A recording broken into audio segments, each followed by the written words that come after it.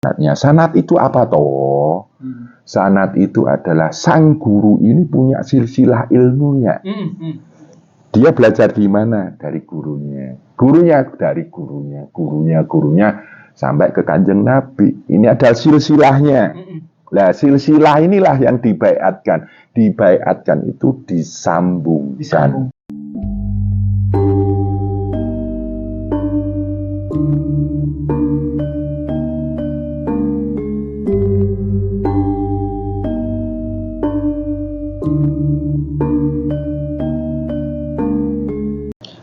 Assalamualaikum warahmatullahi wabarakatuh. Waalaikumsalam warahmatullahi wabarakatuh. Teman-teman, jumpa lagi ya di Sufi Media.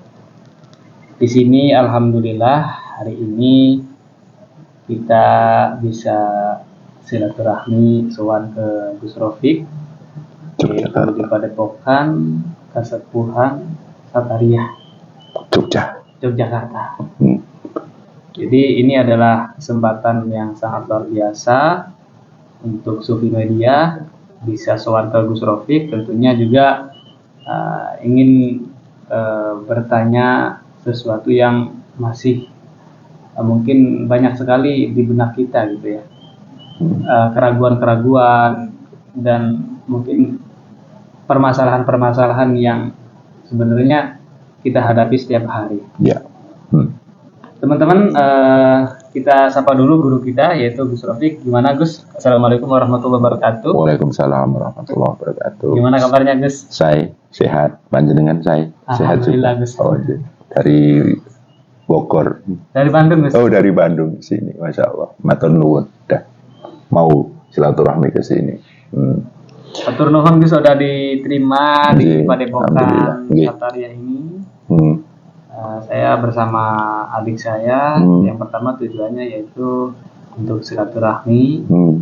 Yang kedua saya ingin bertanya-tanya kepada Gus Rofiq. Monggo. Ya. Kita tukar pengalaman ya. Mungkin yang sering dipertanyakan oleh teman-teman, kenapa sih kita kok dianjurkan untuk belajar tasawuf gitu? Bukankah ada gitu kajian-kajian yang lain atau pelajaran-pelajaran yang lain gitu? Apa sih pentingnya gitu belajar tasawuf? Oh gitu. Yang jelas belajar tasawuf itu intinya adalah belajar untuk mendekatkan diri pada Allah.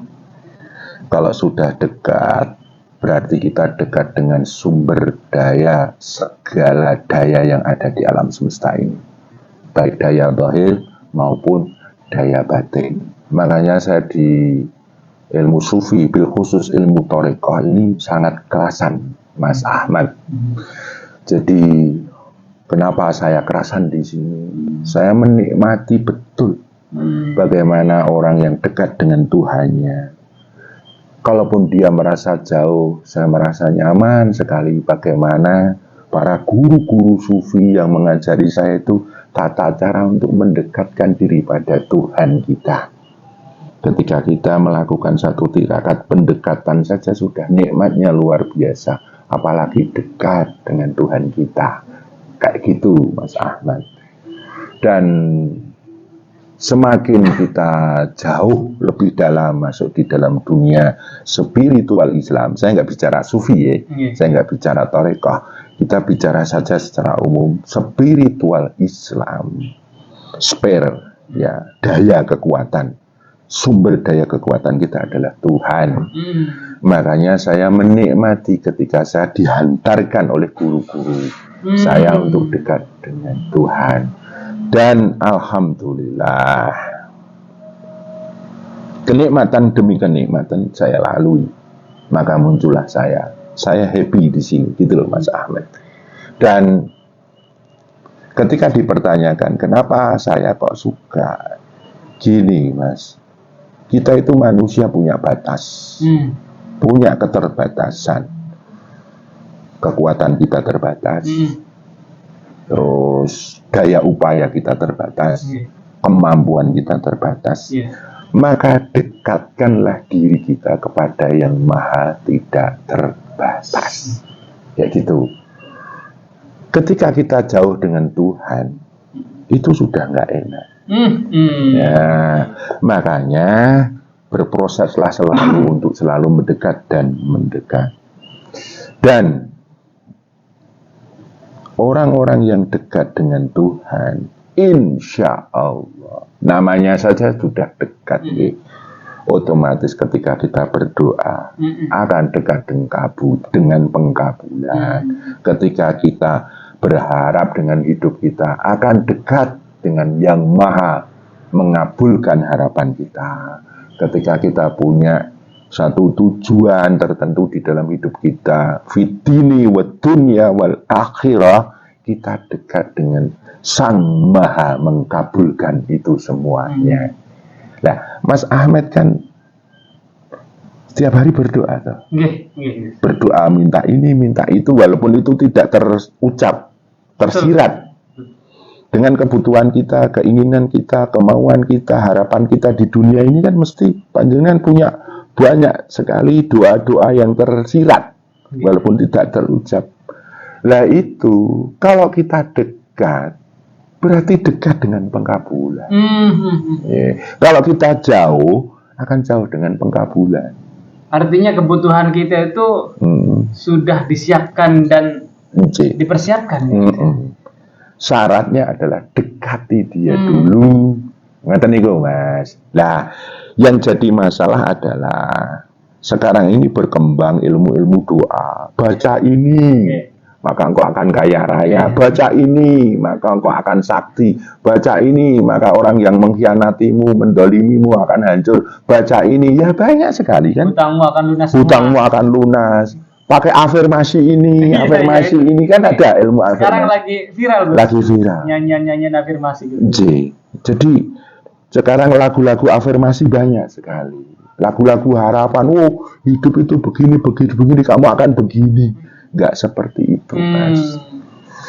Di konsep spiritual Islam, dekati dulu sumbernya. Makanya disitulah saya kerasan di ilmu sufi ini. Nah, ketika Mas Ahmed punya harapan, keinginan, tujuan, dan lain sebagainya, kalau jenengan jauh, apa jenengan bisa terkabulkan?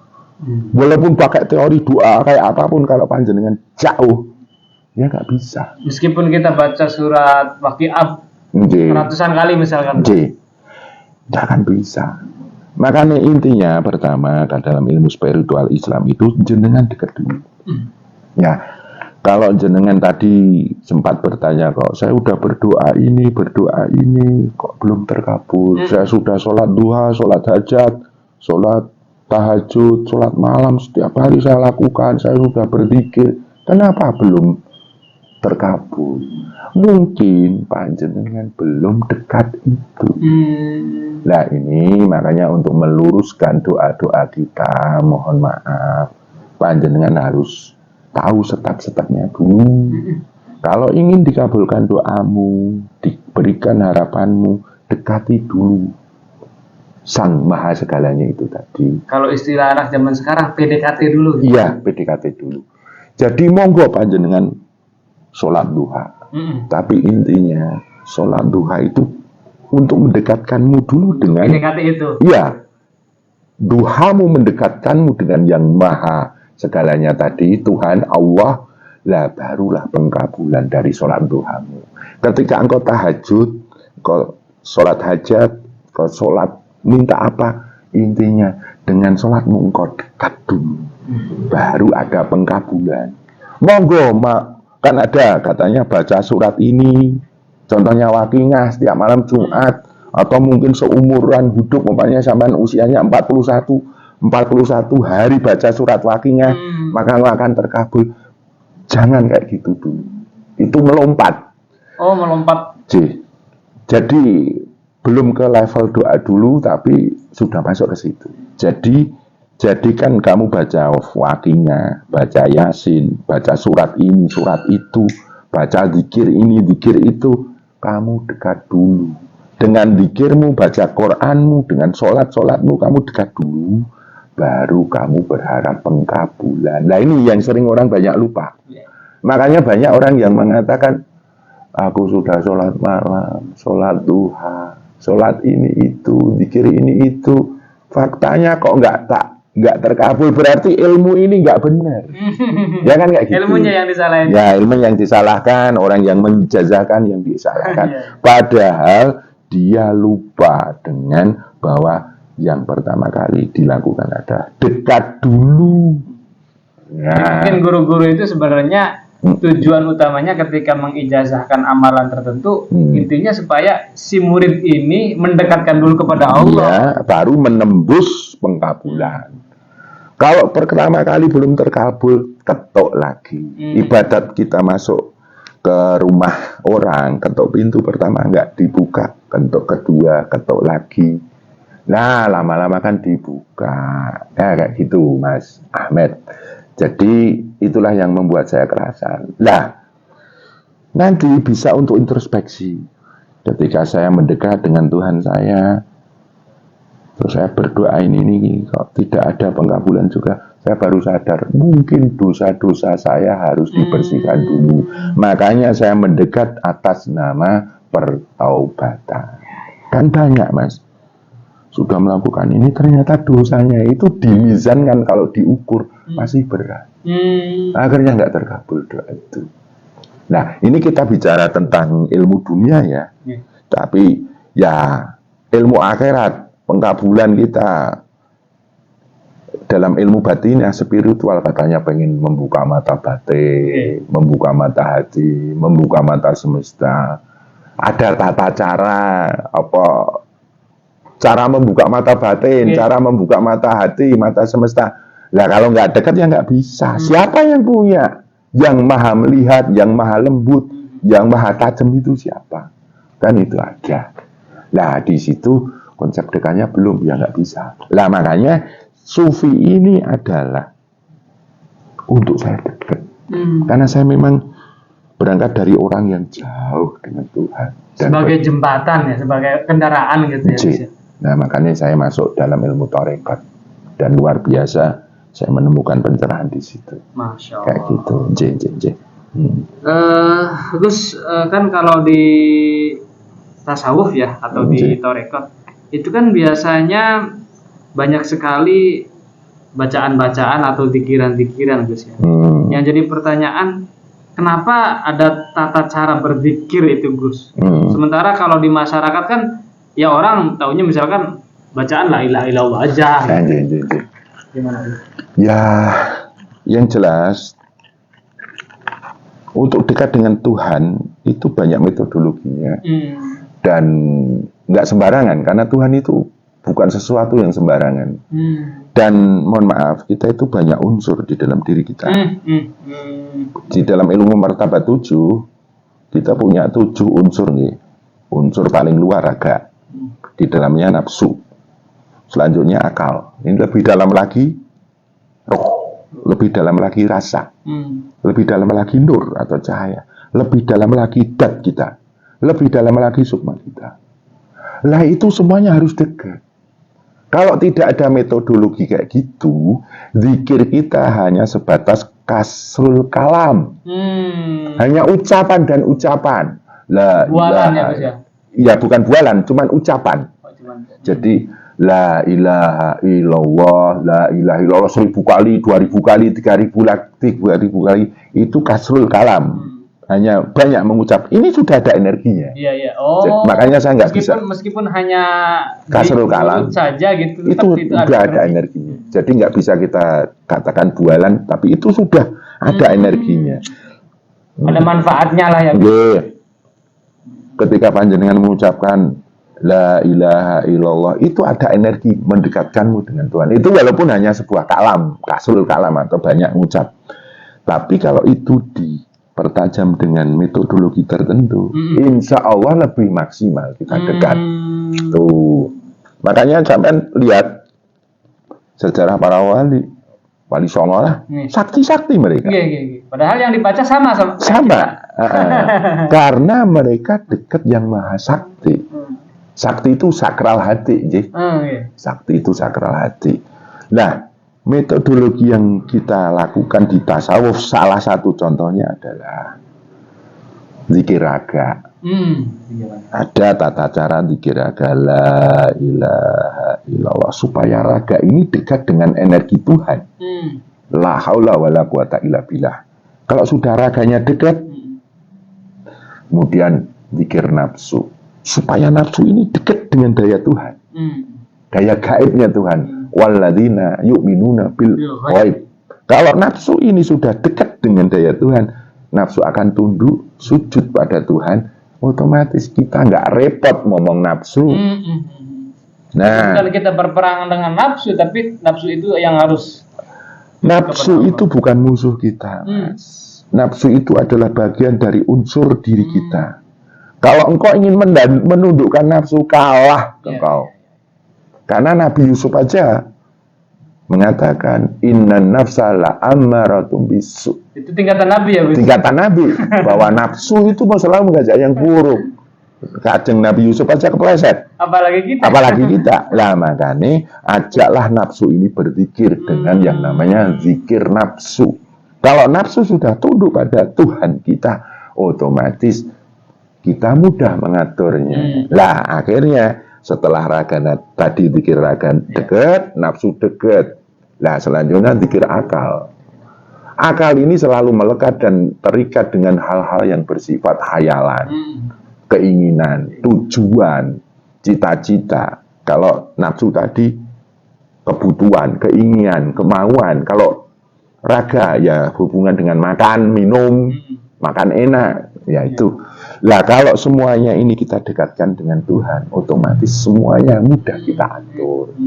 Lah zikir akal ini kalau kita lakukan, akal kita dekat dengan Tuhan. Lah tiga ini, zikir raga, zikir nafsu, zikir akal ini kalau udah dekat, otomatis harapan yang kita butuhkan untuk memenuhi raga kita dekat dengan daya pengkabulan. Nafsu kita dekat dengan daya pengkabulan, akal kita dekat dengan daya pengkabulan. Itu unsur zahir. Setelah itu ada unsur roh, ada zikir roh. Adanya di nafas, kumparannya di jantung. Kemudian zikir rasa, itu adanya di telenging hati. Kemudian zikir dat, itu ada di jiwa kita. Nah 7 unsur ini kalau sudah berzikir, otomatis maksimal kedekatan diri dengan Allah. Jadi kalau pengen bener-bener deket, lebih usul mungkin ya, lebih cepat usul kepada Allah, itu harus 7 unsur ini dilatih. Ya, usul itu kan tersambung, raga tersambung, nafsu tersambung, akal tersambung, roh, sir, nur, dat tersambung semuanya kepada Allah. Connect kalau istilahnya sekarang. Makanya banyak sekali orang-orang yang dekat itu kekuatan dia adalah di doa. Zaman dulu ada ilmu yang namanya sabdo dadi. Semua ucapannya terjadi. Kun fayakun atas izin Allah, atas ridhonya Allah. Itu bukan karena dia sakti, karena dia dekat yang maha sakti itu tadi. Nah, itulah yang digunakan oleh para wali untuk berdakwah di Nusantara ini. Kayak gitu. Makanya metodologi zikir itu bercermin dari para leluhur-leluhur, para aulia dulu yang berdakwah lewat kedekatan dirinya dengan Tuhannya. Jadi gitu. Sebenarnya untuk berzikir itu bisa dilakukan siapa saja ya Gus ya. Orang awam pun bisa ya, maksudnya siapa saja boleh berzikir ya.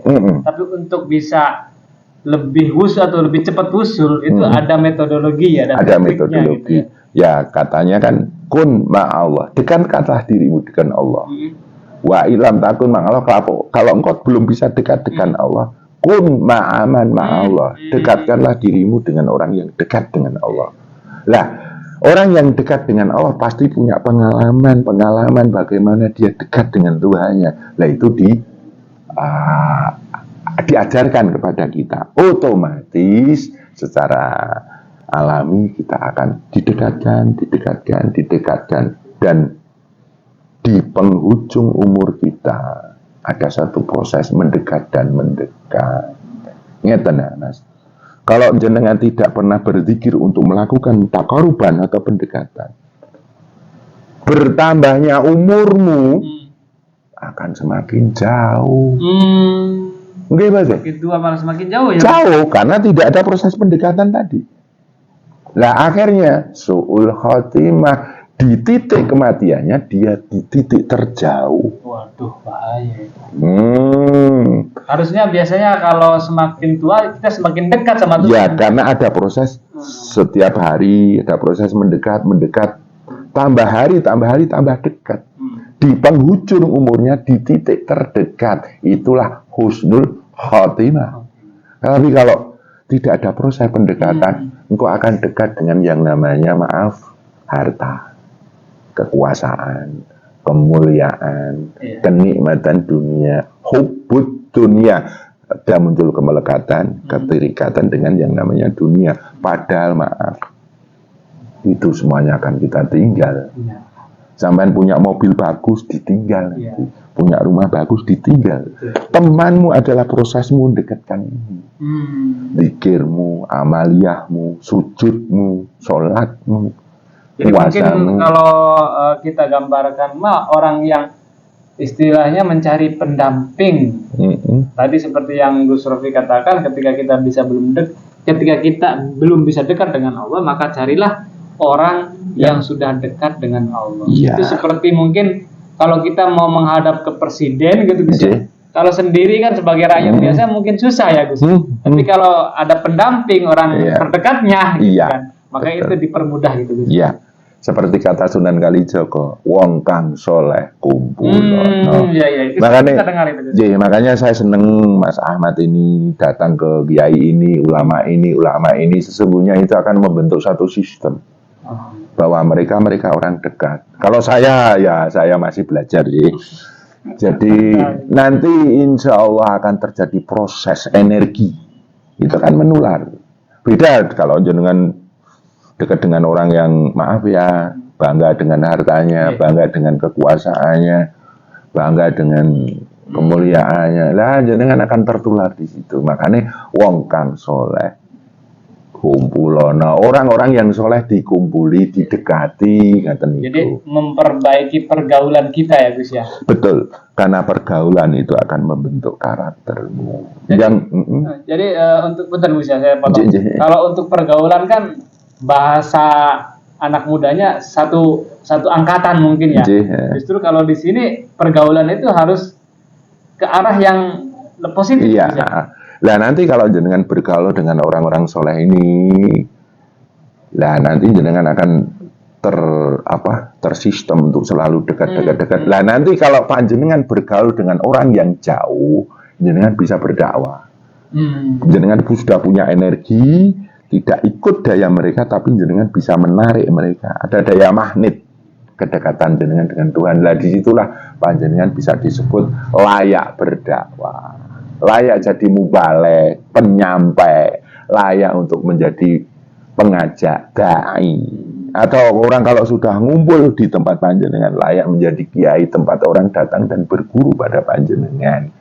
Nah itu kalau memang jenengan nanti luar biasa perjalanannya, insya Allah tidak ada yang tidak mungkin. Jadi mungkin intinya ketika kita bergaul dengan orang-orang soleh itu supaya kita tertular kesolehannya ya. Kalau sudah di titik aman, sampai bergaul dengan orang-orang yang berkecimpung dalam kegelapan, dalam kemaksiatan, jenengan bisa membenahi mereka, mencerahkan. Dan insya Allah bermanfaat hidup panjenengan, lebih berkah lagi Mas Ahmed, kayak gitu. Nah, luar biasa Gus perbincangan kali ini Gus.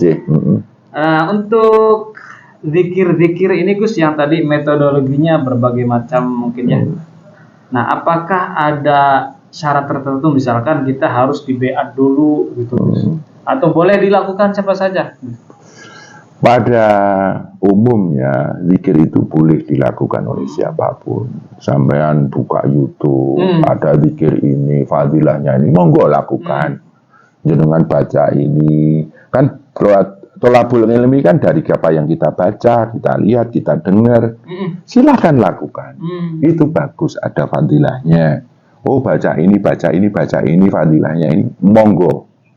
Tapi yang penting cirinya, baca itu tidak malah membakar nafsu, tapi justru membuatmu dekat. Dan alangkah baiknya carilah guru-guru yang bersanad. Terus panjenengan dibaiat dengan sanadnya. Sanad itu apa toh? Sanad itu adalah sang guru ini punya silsilah ilmunya. Dia belajar di mana? Dari gurunya. Gurunya dari gurunya. Gurunya sampai ke Kanjeng Nabi. Ini adalah silsilahnya. Nah, silsilah inilah yang dibaiatkan. Dibaiatkan itu disambungkan. Nah, ini namanya baiat khusus. Sebetulnya semua orang Islam itu berbaiat, Mas Ahmed.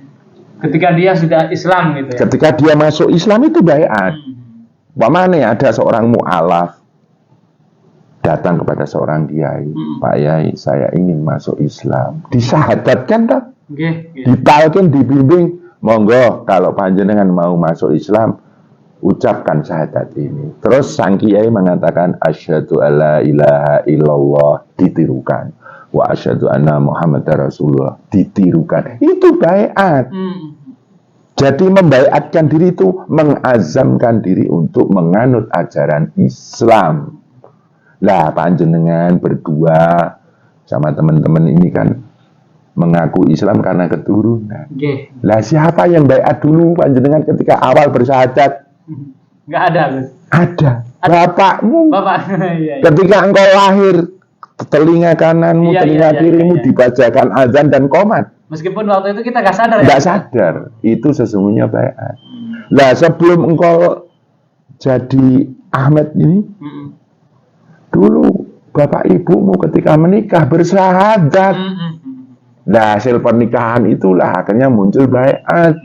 Baiat akhirnya engkau menjadi orang Islam. Nah, baiat panjenengan adalah ketika bapak ibumu bersyahadat ketika nikah dan ketika engkau lahir di. Nah, kan rukun Islam yang pertama kan syahadat. Nah, bapak ibumu nikah itu syahadat. Ketika engkau lahir, rukun Islam yang kedua sholat. Diadzani dan diiqomati panjenengan. Nah, yang ketiga sampai dididik, itu perlu pengendalian diri. Puasa namanya. Terus sampai dihidupi, zakat namanya. Maka sempurnalah Islammu, itulah haji. Itulah baiat. Ini kita bicara baiat secara umum. Secara umum. Tapi baiat secara dunia sufi, dunia tarekat, si mursyid ini sanadnya sampai Kanjeng Nabi enggak. Kalau enggak bisa. Dulu. Jadi dalam artian baiat ini sangat penting ya untuk orang-orang yang pengen usul kepada Allah atau ditingkatkan levelnya dari tingkat baru masuk Islam lalu kemudian ke tingkatan iman mungkin gitu. Iya.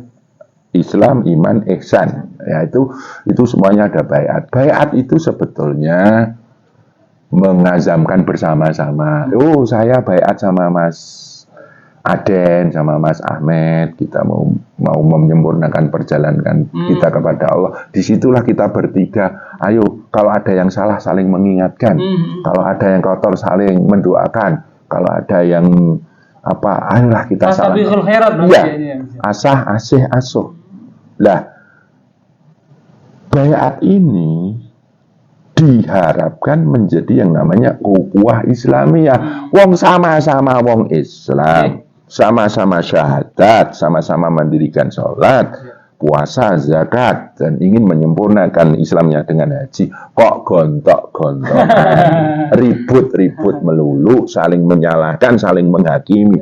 Itu sebetulnya batal kita berbaiat. Kita sesama Islam kok ribut terus. Makanya ya sangat disayangkan.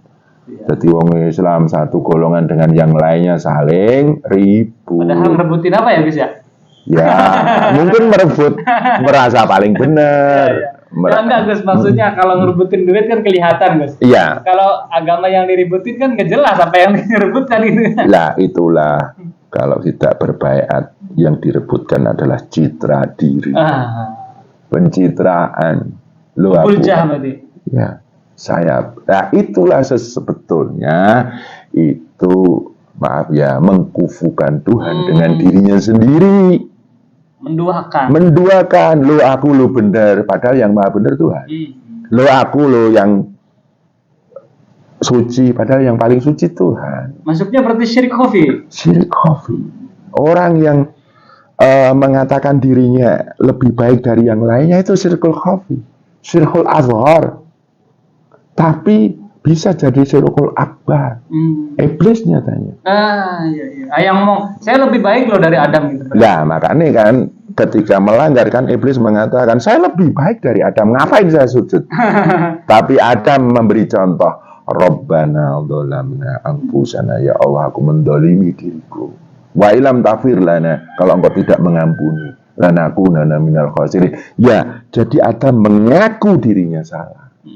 Nah itu sebetulnya Adam membaiatkan dirinya kepada Allah sebagai hambanya yang tidak punya daya kekuatan apa-apa. Makanya layaklah anak keturunan Adam menjadi khalifah di bumi ini. Dan Allah berkata kepada para malaikat, kalian tidak tahu apa yang tersirat dalam rahasia, ini ja'ilun fil ardi khalifah. Jadi baiat itu secara semesta adalah kita hamba Tuhan. Nah ini sering disalah tafsirkan, terus ditakuti, baiat nanti disumpah, dijanji, terus dipeluk-peluk. Enggak. Itu imajinasinya seperti itu. Ya sudah. Sering orang datang ke sini mau baiat aja takut. Seperti kita kalau sering dengar padepokan, dan itu gambarannya udah yang mistis-mistis dulu. Mistis dulu. Padahal padepokan itu kan ada step-stepnya ya. Pertama palenggahan, tempat orangnya berkumpul.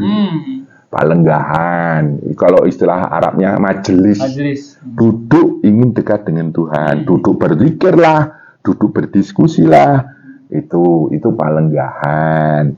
Kemudian baru nanti istilahnya padepokan itu paseban. Nah nanti datanya itu paseban, kemudian nanti padepokan, itu kayak gitu Mas. Jadi itu istilahnya kata-kata sebutan bahwa ini majelis ketuhanan, bukan majelis apa itu? Ya kasarannya majelis apa ya? Ya supranatural ngono-ngono lah. Yang negatif kayak gitu. Ya, karena awalnya memang mungkin ada istilahnya beberapa oknum yang melakukan itu sehingga kesininya malah disalahartikan oleh masyarakat umum. Ya memang banyak sih yang akhirnya itu menjadi label ternyata hanya untuk mengeruk kekayaan. Ya berhubungan dengan lain jenis, ada yang ya kayak gitulah. Tapi itu kan nggak semuanya. Nah makanya kalau sudah bisa mendirikan padepokan ya tanggung jawab bahwa nama padepokan itu aman kan kayak gitu. Palenggahan, paseban, padepokan itu maknanya bagaimana kita bertanggung jawab dalam duduk kita bersama ini hanya untuk likalimatillah, libtiho amarodotillah. Kayak gitu. Ya ini kembali lagi ke pertanyaan panjenengan tadi. Pentingkah baiat? Ya penting. Sama aja udah dibayar sama bapak ibu jenengan. Kalau dulu ibu bapak jenengan nikahnya tidak pakai syahadat, ya itu belum bayar. Sampai lahir ya nggak diadani. Nah kalau istilah Nasrani, saya nggak bicara benar salah ya. Baiat itu baptis, ya. Dibaptis. Ngoten niku. Tapi ya tidak bisa disamakan, tapi kita ya mirip-mirip gitu aja lah. Jadi orang yang berzikir tanpa dibaiat pun sebenarnya boleh-boleh saja. Boleh-boleh saja. Tapi alangkah lebih baiknya kalau kita berbaiat. Kalau ada yang lebih baik, ngapain kita pilih yang biasa? Mungkin bisa gitu bisa. Karena kalau kita tidak berbaiat ini hanya untuk libtiho amardotillah, li kalimatillah, li ridhoillah, itu takutnya zikir itu maaf ya untuk sesuatu yang jahat. Iya bisa menghantam orang dengan zikir, menghancurkan orang dengan zikir. Banyak kayak gitu. Maaf ya. Bahkan untuk mengeruk kekayaan di alam semesta ini dengan zikir. Bukan itu. Jadi baca hizib tujuannya misalkan untuk ngancurin musuh, atau untuk narik harta karun misalnya. Terus harta gaib. Harta gaib. Nah, itu kasihan orang diantarkan ke situ. Tapi saya nggak bicara benar salah, ya. Iya. Saya nggak bicara benar salah, tapi itu warna-warna zikir yang tanpa baiat kasihan. Jadi justru dia lepas dengan Allah, lepas dengan Kanjeng Nabi. Hati-hati di situ. Makanya baiat itu penting. Bahwa itu sebuah ciri bahwa sebuah majelis, sebuah padepokan itu libtigha ammardotillah, lurus ke atas. Nggak ada embel-embel lain. Nggak ada embel-embel lain. Kalau sudah lurus sampai ke titik energi terpusatnya, pusatnya Allah, monggo. Mau doa, monggo. Karena kita lemah. Iya. Kita minta kaya, ya minta pada yang maha kaya. Minta mulia, minta pada yang maha mulia. Minta hidupnya terjaga, minta pada yang maha menjaga. Minta pertolongan, minta pada yang maha menolong. Nah, kalau sudah baiat, kita akan masuk ke titik itu. Nah, otomatis hubungan rahasia dengan Allah, itulah yang disebut sirrullah. Nah, betapa pentingnya baiat itu, ya, kata niku. Nah, gini Gus, mungkin ada juga di antara kita yang sudah berbaiat gitu, atau udah punya guru, bahkan mungkin nggak satu Gus gurunya, atau tarikatnya nggak satu lah. Ini diambil, ini diambil. Nah, bagaimana kalau seandainya seseorang yang sudah punya banyak referensi guru, kemudian dia pengen mengcombine, ya, zikir ini mau disatuin dengan zikir ini, gimana Gus? Boleh nggak Gus? Monggo. Yang penting berbaiat, berazam bahwa semuanya itu untuk menyempurnakan kita dengan Allah. Maksudnya menembus taqarruban, menembus kedekatan diri dengan Allah. Sampai dapat guru C, dimensinya C untuk dekat dengan Allah. Guru B, dimensi B untuk dekat dengan Allah. A, dimensi A untuk dekat dengan Allah. A sampai Z, semua guru silakan combine untuk membuatmu lebih sempurna dekat dengan Allah. Kalau sudah dekat, monggo. Asal saling baiat. Maksudnya, sampean dengan guru ini tidak menjelekkan guru itu. Dekat dengan guru A, tidak boleh mencaci maki guru C. Tidak boleh merendahkan yang lain. Tidak boleh merendahkan, tidak boleh menghakimi. Nah, kalau ada yang kayak gitu, jauhi. Jangan. Nah, itu kan mencederai kemurnian bahwa majelis kayak gini. Jadi kadang-kadang kalau kita istilahnya menjelek-jelekan tarekat yang lain, berarti tujuannya kan bukan lillah, tapi untuk mengoreksi itu, atau mengorek-ngorek lah. Iya. Ada satu ajaran yang mengatakan ketika engkau merasa lebih mulia, lebih benar, lebih baik dibanding yang lainnya, disitulah engkau batal bertarekat. Ya, seorang hamba itu ketika dia baik, memang karena dikasih kebaikan sama Allah. Ketika dia mulia, sedang dimuliakan. Ketika dia benar, baru diletakkan sama Allah kepada hal yang benar. Kita itu bukan apa-apa, bukan siapa-siapa. Kita bisa bersedekah karena Allah memberi kelebihan dan memberi kesadaran atas sedekah itu. Nah, itulah mukhlisina lahuddin. Benar-benar semuanya minallah, dari Allah. Ilallah, kembali kepada Allah. Innalillahi wa inna ilaihi rajiun. Semuanya dari Allah, kembalikan kepada Allah. Kita nggak bicara hanya kematian itu pulang kepada Allah. Bukan. Kita beramal baik, ya semuanya barokallah. Ya, makanya kalau kita kebetulan beramal buruk, pulanglah kepada Allah. Tubu ilallah. Pulang, kembalilah kepada Allah. Beristighfarlah kepada Allah. Kan kayak gitu. Nanti niku Mas Ahmed. Jadi monggo dikombin. Yang penting panjenengan merasakan dengan guru itu tambah dekat. Bukan untuk menyalahkan. Bukan. Itu adalah untuk kita compare, untuk menjadi hal yang mematangkan kita. Karena manusiawi kan, misalkan kita mau beli sesuatu atau ingin melengkapi ya apa koleksi lah mungkin kalau bahasa kasarnya gitu kan, karena istilahnya rasa penasaran manusia kan, ini kayaknya kurang puas nih, berguru ke ini kan, itu biasanya gitu Gus ya. Maaf, semua guru pun juga manusia. Kalau sampai mencari guru yang tidak ada cacatnya sedikit pun, kamu tidak akan dapat guru. Oh gitu. Mencari guru yang tidak punya kelemahan satupun, tidak akan dapat guru panjenengan. Padahal kita sedang mencari guru dohir. Ambillah yang baik si A, yang baik si B, yang baik si C, yang baik si D, dan jaga kalau punya keburukan. Karena beliau pun sebenarnya ya masih dalam status kemanusiaan ya Gus ya. Kita semuanya berjalan. Saya begini kayak gini, sedikit pun saya tidak merasa lebih baik dari panjenengan. Maka dari awal kita mengatakan ini tukar pengalaman. Tidak ada sedikit pun saya lebih baik daripada panjenengan. Ini siapa tahu apa yang saya ungkapkan ini bermanfaat. Iya. Dan berkah manfaat itu buat saya dan sedulur-sedulur yang mendengar ini semuanya. Tapi saya berusaha jangan sampai saya merasa lebih baik, lebih suci, lebih benar dibanding panjenengan. Enggak.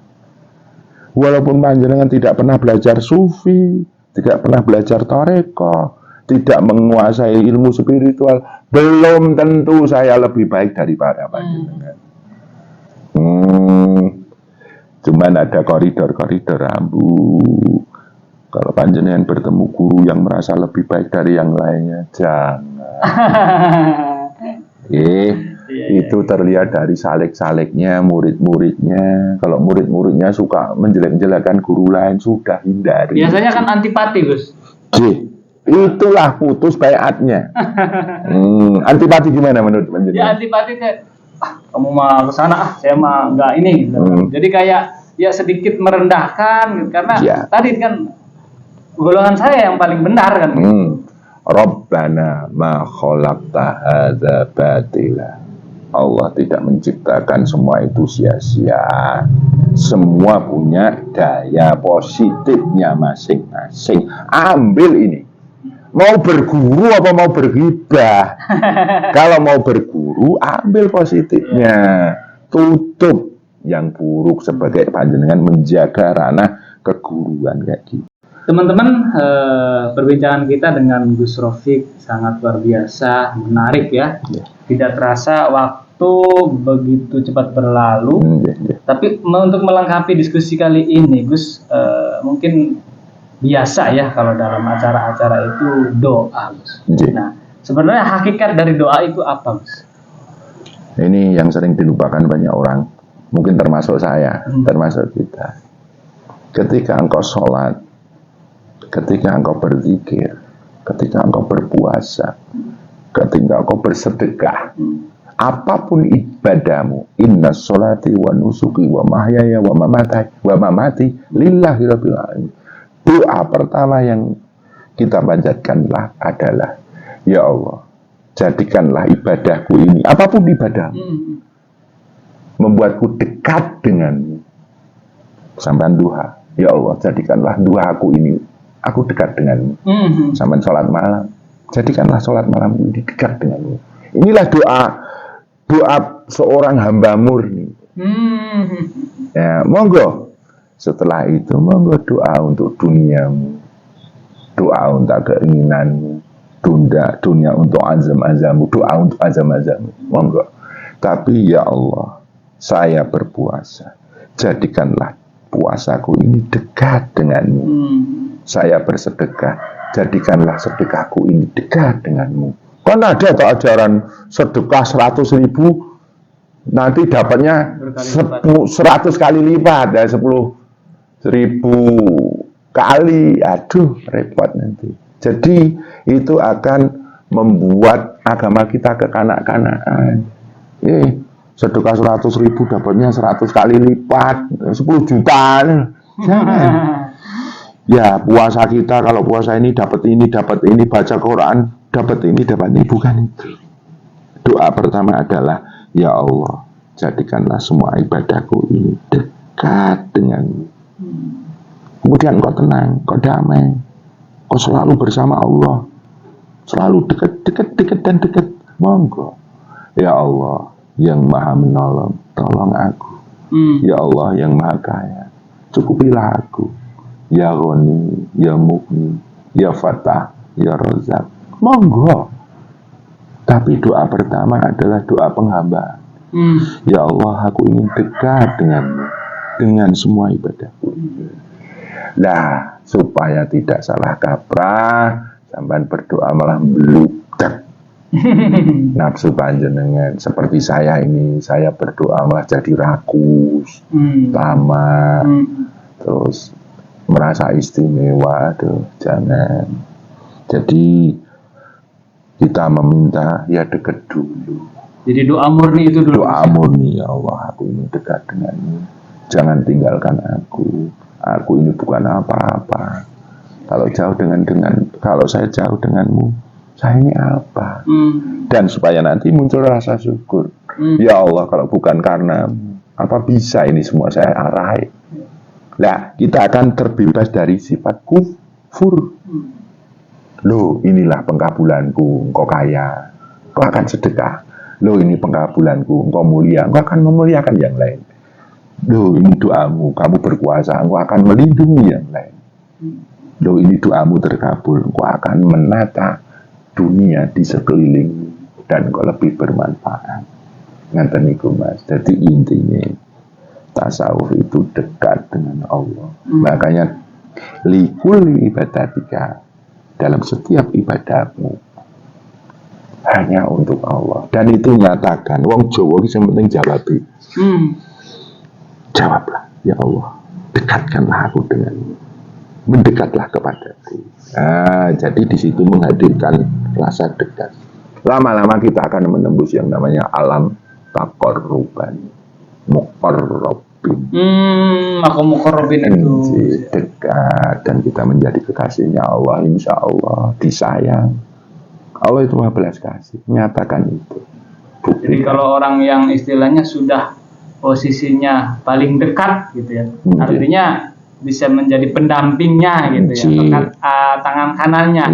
Maka apa saja yang dia butuhkan mungkin ya dikasih ya. Ya, pertama mendoakan dirinya, lama-lama mendoakan, ini bicara ketekan wilayah gitu.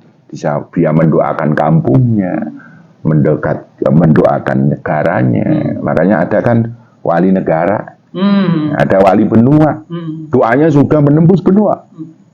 Kutubu zaman itu sudah mendunia. Seperti yang sering kita ucapkan di doa yang umum biasanya. Rabbana ufir lana wali walidina wali ikhwanina gitu bisa. Wali masyayikhina wali jami'al muslimin gitu bisa. Betul. Muslimin wal muslimat. Jadi doa dia tidak doa egois. Itu. Yang pertama dekat dulu, setelah dekat ya doa untuk diri pribadinya, doa yang lain, atau dibolak-balik. Doa untuk semesta alam, baru ke dirinya sendiri. Nah, itu dalam teknisnya kan monggo. Itu doa itu ya dekat dulu lah.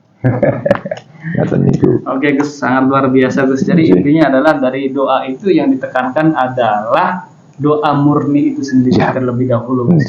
Kalau sudah itu ada pengakuan, baru kita mungkin boleh mengungkapkan keinginan kita. Ya, jadi dekat dulu. Kalaupun ada apa-apa, pertanyakan dulu apakah agamamu itu sudah mukhlisin lahuddin. Sudahkah engkau ikhlas dengan hidupmu? Terus sudahkah engkau ridha, radhiyallahu anhum wa radu yang engkau ridha dengan Allah, Allah ridha dengan panjenengan. Nah, disitulah kesempurnaan khalifah ditegakkan, bahwa engkau hidup lahir di dunia ini menjadi hamba Allah yang menata alam semesta ini. Hamba mayu hayuning pribadi, hamba mayu hayuning keluarga, hamba mayu hayuning tawon. Lah disitulah rahasia kekhalifahan muncul di situ. Jenengan benar-benar terlahirkan dalam kerana bermanfaat di alam semesta ini, bukan menjadi beban alam atau perusak alam, perusak kehidupan. Manusia sejati mungkin ya. Insya Allah, insan kamil ya, ngaten niku. Oke Gus, perbincangan kita sangat luar biasa Gus untuk kesempatan kali ini. Saya ucapkan beribu-ribu terima kasih kepada Gus Rofiq. Ini ilmu yang luar biasa untuk kita semuanya. Mudah-mudahan bermanfaat untuk kita semuanya. Kita terima kasih sudah mendapatkan banyak sekali pencerahan dari Ya, alhamdulillah. ini. Teman-teman, sepertinya perbincangan kita cukupkan sampai di sini.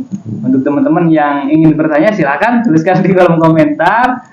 Dan guru kita ini sangat luar biasa, teman-teman. Mudah-mudahan kita bisa menimba ilmu kembali ya, meskipun saya jauh dari Bandung. Mudah-mudahan Allah memudahkan kita untuk bisa berjumpa kembali dengan Gus ya. Oke, Gus, terima kasih Sama-sama. besarnya. Akhirul kalam, billahi taufiq wal hidayah. Waalaikumsalam. Wassalamualaikum warahmatullahi wabarakatuh. Waalaikumsalam warahmatullahi wabarakatuh.